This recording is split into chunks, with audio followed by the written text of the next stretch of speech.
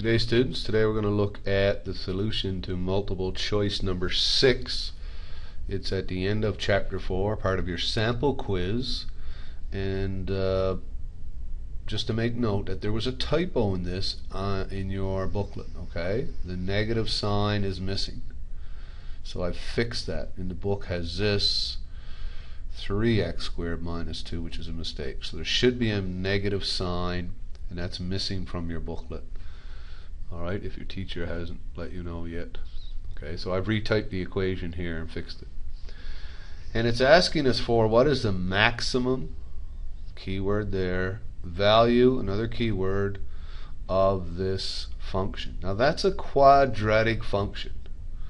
How do I know it's a quadratic function? Well, first of all, I know it's quadratic for two things. Y is not squared.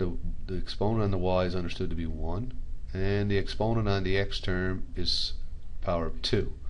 When that happens, when you have y to the power of 1 and x to the power of 2 in the same equation, it's called a quadratic. And the graph of a quadratic, of course, the graph of this is a parabola. So the graph is what we call a parabola. So the first thing I'm going to do is let's graph it on our calculators and have a look at it. Okay? So on your calculator you have a y equals button. So I go y equals, and I can put in several functions. We only usually put in one at a time. I'll type the equation. Now see, negative down there is different from minus. Negative is right at the bottom right hand button. So negative 3x is right here. X is there, and then the squared, subtract 2. Now we know what a parabola looks like, so let's see if we get that when we hit the graph button. You see the graph button there? So I hit graph, and there you do. We definitely have a parabola. Now we only see a portion of the parabola, and we can move that up by changing the window.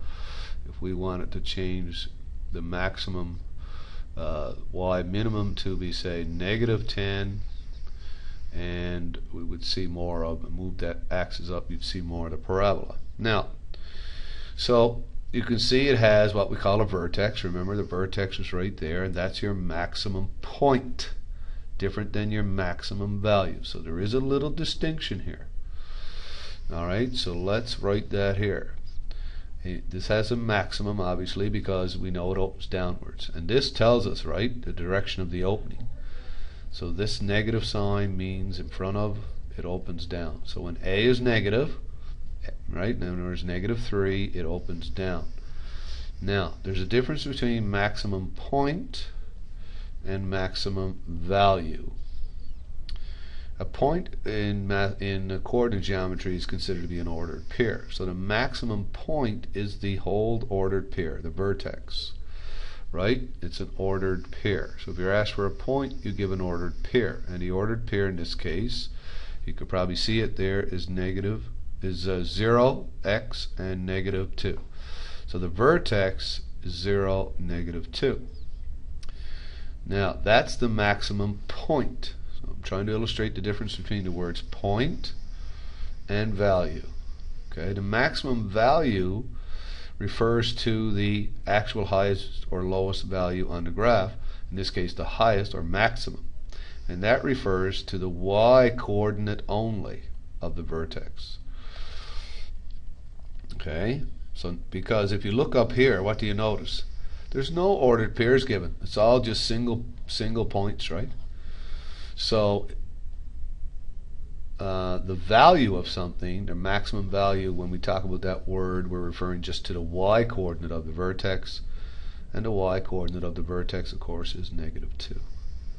So why don't we say this? When we see the word value, right, it's just the y coordinate of the vertex, which we know is what? Now vertex generally, how do we say it?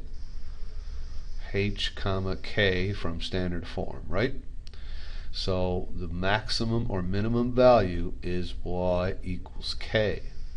In other words, just the y coordinate of the vertex. So the answer here is the highest value on the graph. Look at your graph over there on your calculator. Look, you can see the highest point on the graph is right there, where y equals -2. So the answer is B.